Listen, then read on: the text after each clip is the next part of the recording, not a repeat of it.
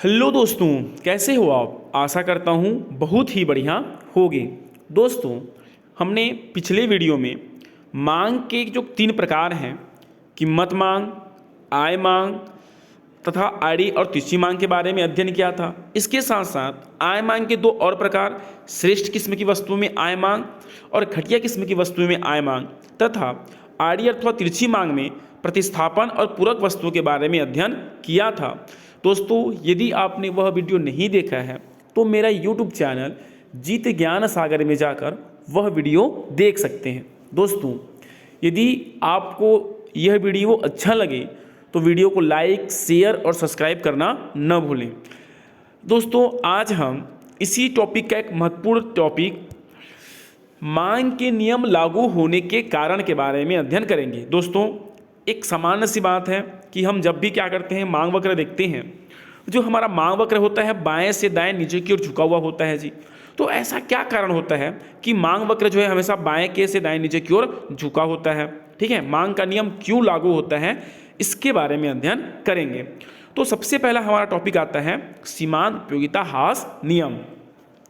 तो सीमांत उपयोगिता ह्रास नियम के कारण जो मांग वक्र होता है वो बाएं से दाएं नीचे की ओर झुका होता है। जब किसी वस्तु की मात्रा बढ़ जाती है तो उसकी सीमांत तुष्टिगुण क्या होती है जी, कम हो जाती है। अर्थात जब किसी वस्तु की जो मात्रा है वो बढ़ने से हमारी उपयोगिता क्या होती है, घट जाती है। उपभोक्ता किसी वस्तु का मूल्य उसके सीमांत तुष्टिगुण से अधिक देने को तैयार नहीं रहता है, किंतु किसी वस्तु की जितनी अधिक मात्रा खरीदता है उसका सीमांत तुष्टिगुण क्या होता है जी, घटते जाता है और कम मूल्य पर ही वह अधिक वस्तुएं प्राप्त करना चाहता है। इसलिए सीमांत उपयोगिता ह्रास नियम के कारण मांग वक्र जो होता है बाएं से दाएं नीचे की ओर झुका हुआ होता है। दूसरा है हमारा आय प्रभाव। देखिए दोस्तों, आय प्रभाव का अर्थ क्या होता है कि जब किसी वस्तु की कीमत में परिवर्तन हो जाता है, किसी वस्तु के मूल्य में कमी होने से जो उपभोक्ता की वास्तविक आय है वो क्या हो जाता है जी, बढ़ जाता है। तो वस्तु के मूल्य में कमी होने के कारण उपभोक्ता की वास्तविक आय क्या होती है, बढ़ जाता है और इसके कारण अब वो जो है अतिरिक्त मात्रा में वस्तुएं क्या कर सकता है जी, खरीद सकता है। अर्थात वस्तु के मूल्य में कमी हुआ तो वो मांग में क्या कर रहा है, अधिक मात्रा में वृद्धि कर रहा है। तो इस तरह से मांग वक्र जो है बाएं से दाएं नीचे की ओर झुका हुआ होता है। देखिए दोस्तों, मान लेते हैं एक उपभोक्ता के पास प्रारंभिक अवस्था में 100 रुपया था और वस्तु का मूल्य, सेव का मूल्य भी कितना था जी, 100 रुपया था। तो इस तरह से जो है वह पर डे जो है 1 केजी सेव लेकर जाया जाता था, करता था, है ना। उसका आय भी कितना था, 100 रुपया था और वस्तु का मूल्य भी कितना था जी, 100 रुपया था। अब हम ये मान लें कि जो वस्तु का मूल्य 100 रुपये से घटकर कितना हो जाता है जी, 80 रुपया हो जाता है। अर्थात 20 रुपये की कमी हो जाती है। तो जैसे ही 20 रुपये की कमी होती है, उपभोक्ता की जो वास्तविक आय पहले 100 था वो क्या हो जाएगा, 20 रुपये की बचत हो जाएगी, है ना। पहले 1 किलो कितना ले जा रहा था, 100 में ले रहा था, अब उसे 1 किलो जो है कितना मिल जाएगा जी, 80 रुपये मिल जाएगा। तो इस तरह से उसके पास 20 रुपये की क्या होती है जी, बचत होती है। तो इस बचे हुए 20 रुपये से अतिरिक्त सेव खरीद सकता है ना। तो इसी को हम क्या कहते हैं, आय प्रभाव करते हैं। अर्थात वस्तु के मूल्य में कमी होने के कारण उपभोक्ता की जो वास्तविक आय है वो क्या होती है जी, बढ़ जाती है और बढ़े हुए उपभोक्ता की आय से वो उसी वस्तु को जो है अधिक मात्रा में खरीद सकता है। तो इस तरह से वस्तु के मूल्य में कमी होने पर उसने मांग में क्या कर दिया, वृद्धि कर दिया, जिसके कारण जो है मांग वक्र बाएं से दाएं नीचे की ओर झुका हुआ होता है। तीसरा होता है हमारा सीमांत प्रभाव।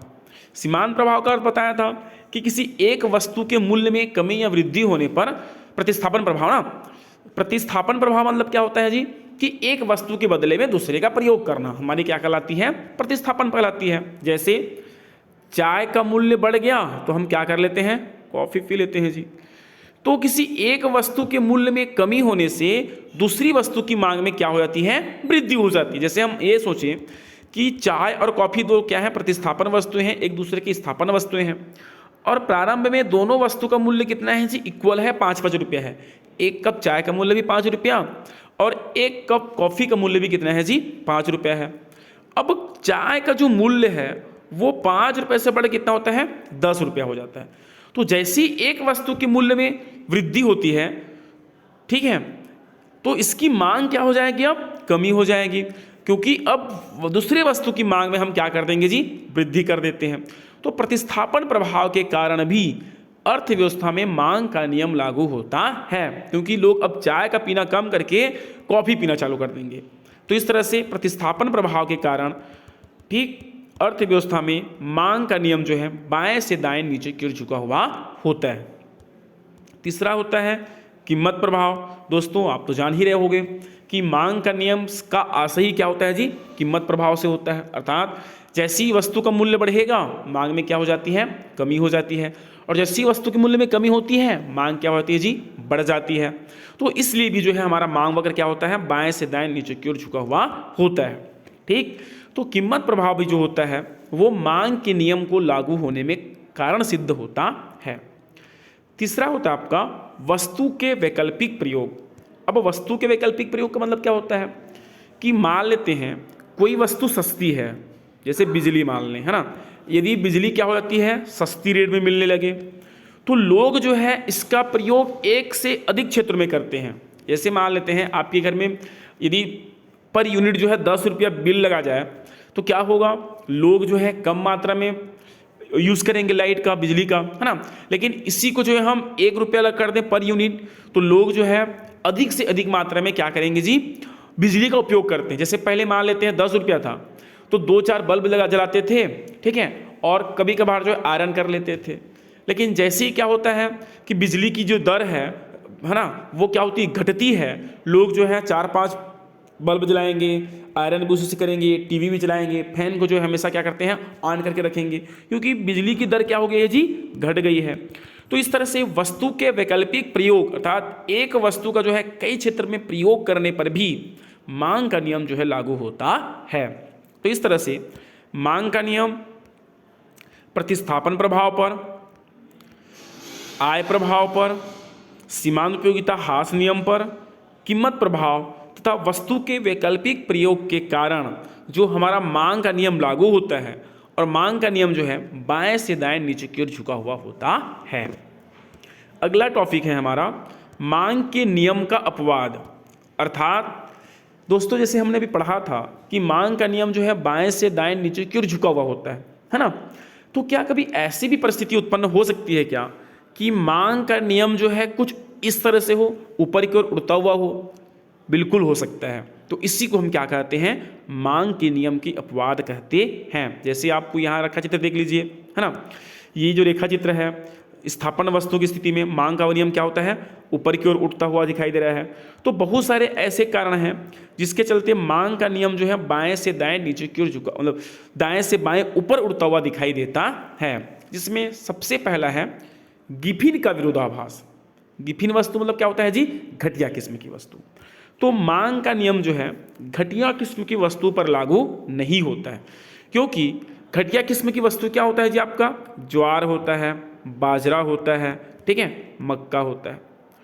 अब मान लेते हैं इन वस्तु के मूल्य में कमी हो जाए, ठीक है, ज्वार बाजरा मक्का के मूल्य में कमी हो जाता है, तो लोग जो है इसकी उपभोग की मात्रा में क्या नहीं करते जी, वृद्धि नहीं करते, बल्कि जो हमारी श्रेष्ठ किस्म की वस्तुएं हैं उसकी मांग में क्या कर देते हैं, वृद्धि कर देते हैं। उसी प्रकार यदि वस्तु का मूल्य बढ़ जाता है तो उसकी मांग में कमी भी नहीं करते, क्योंकि मूल्य बढ़ने के कारण जो है ठीक अन्य वस्तु खरीद नहीं पाएंगे, उसी वस्तु का क्या करते हैं जी, उपभोग करते हैं।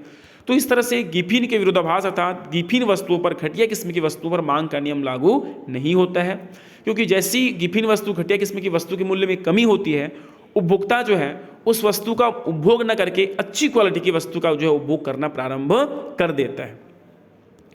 दूसरा होता है आपका मिथ्याकर्षण। मिथ्याकर्षण मतलब क्या होता है दोस्तों, कि ऐसी वस्तुएं जिसे व्यक्ति को समाज में प्रतिष्ठा दिलाती है, उसकी मान मर्यादा को क्या करती है जी, ऊंचा दिखाती है, उसे हम क्या कहते हैं, मिथ्याकर्षण कहते हैं। जैसे हीरा, सोना, चांदी, जवाहरात आदि आदि। तो धनवान लोग जो है जैसे इन वस्तु के मूल्य में वृद्धि होता है ना, जैसे इन वस्तु के मूल्य में क्या होता है, वृद्धि होता है, समाज में अपने आप को अच्छा दिखाने के लिए वे इनकी मांग को भी क्या कर देते हैं जी, बढ़ा देते हैं। ठीक है, क्या बताया कि जैसे ही अर्थव्यवस्था में हीरे, सोने, चांदी या जवाहरात का मूल्य बढ़ता है, समाज के लोग जो हैं, लोग क्या करते हैं, अपने आप को दूसरे व्यक्ति से अच्छा दिखाने के लिए, श्रेष्ठ दिखाने के लिए बढ़े हुए मूल्य पर भी वस्तु के मूल्य क्या करते हैं, वस्तु की जो मांग है उसको बढ़ा देते हैं। अब मान लेते हैं किसी वस्तु के मूल्य डाउन हो जाए, बहुत गिर जाता है, तो उसको तो सब खरीद सकते हैं, इसलिए मूल्य कमी होने पर भी जो है मांग में क्या नहीं करते, वृद्धि नहीं करते हैं, बल्कि कमी ही कर देते हैं। तो इस तरह से मिथ्याकर्षण अर्थात सोना, चांदी, हीरा, जवाहरात के मूल्य बढ़ने पर भी मांग में कमी नहीं करती, इसी को हम क्या कहते हैं जी, मिथ्या आकर्षण कहा जाता है। और इस स्थिति में मांग का नियम बाएं से दाएं नीचे की ओर झुका हुआ नहीं होता, बल्कि ऊपर उड़ता हुआ होता है, क्योंकि वस्तु के मूल्य वृद्धि के साथ साथ मांग में भी हम क्या कर देते हैं, वृद्धि कर देते हैं। अगला है हमारा अनिवार्यताएं, मतलब जो मनुष्य के लिए अनिवार्य वस्तु होती हैं, जैसे रोटी, कपड़ा और मकान, तो इन वस्तुओं पर भी जो है मांग का नियम लागू नहीं होता है। क्यों? क्योंकि यदि रोटी का मूल्य जितना भी हो जाए, भाई लोगों को तो रोटी खाना ही खाना है ना, कपड़े का मूल्य जितना ही बढ़ जाए, कपड़े तो लोगों को पहनना ही पहनना है, ठीक है। तो इस तरह से अनिवार्य वस्तुओं के मूल्य में कमी या वृद्धि का प्रभाव जो है मांग की गई मात्रा पर नहीं पड़ती, अर्थात अनिवार्य वस्तुओं पर जो है मांग का नियम लागू नहीं होता है। अगला है दुर्लभ वस्तुएं। दुर्लभ वस्तुएं जो हमें आसानी से प्राप्त नहीं होती, इन वस्तुओं पर भी क्या होता है जी, मांग का नियम लागू नहीं होता है। जैसे मान लो कि किसी व्यक्ति को जो है पुराने ज़माने के सिक्के मिल जाते हैं। पुराने ज़माने क्या मिलते हैं जी, सिक्के मिल जाते हैं। अब उसे बाजार में बेचने के लिए जाता है, तो वहाँ पर जो है 10-12 सेठ थे, ठीक, कितने सेठ थे, 10-12 सेठ थे, और बोलते हैं कि आप 10,000 में एक ले जाइए, कोई बोलता है 20,000 में ले जाइए, कोई 30,000 में ले जाइए, कोई क्या होता है 40,000 में ले जाइए।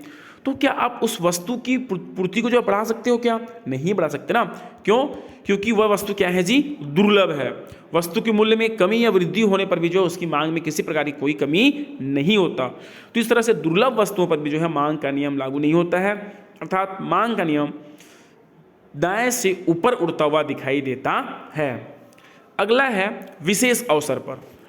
जो विशेष अवसर होता है दोस्तों, जैसे शादी, विवाह, ठीक है, या दीपावली के सीजन में, विशेष अवसर पर वस्तु के मूल्य में वृद्धि या कमी होने पर भी उसकी मांग में कमी या वृद्धि नहीं होती। जैसे मान लेते हैं शादी का मौसम है, ठीक है, और शादी के मौसम में जो है इलेक्ट्रॉनिक सामान की डिमांड ज़्यादा होती है, और यदि इलेक्ट्रॉनिक सामान की मूल्य जो है क्या हो जाए, बढ़ जाए, तो क्या हम इलेक्ट्रॉनिक सामान खरीदना बंद कर देंगे? क्या नहीं करेंगे ना।